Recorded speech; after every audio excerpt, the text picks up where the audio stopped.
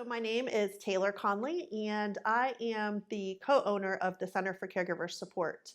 And I have worked at Arden Courts of Tampa and other locations throughout the country, as well as worked with Arden Courts of Tampa and other locations throughout the company over the past, 20 years. I love what they offer to families. I love what I've learned from working in these communities.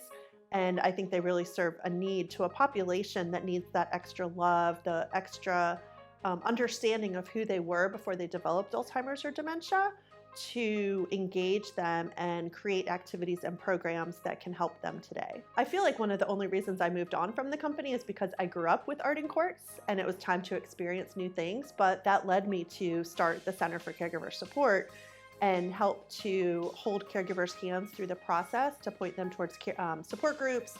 So I get to work with Arden Courts on a weekly basis to help caregivers that I'm helping through their journey. I think what stands out is the longevity of their staff. I know that many of the people who work here at Arden Courts of Tampa have been here for quite some time.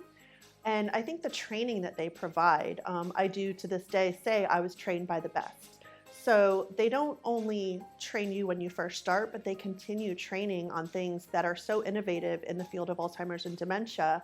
I look back and I'm just amazed at all of the time and energy that they put into their staff and their employees. The buildings are designed specifically for people with Alzheimer's and dementia, and that makes a difference.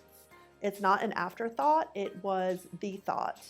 And they developed the buildings because they knew that at the time there was people in their skilled nursing centers that didn't belong, that had memory issues and were basically in their locked units back in the day, and this was 20-something years ago.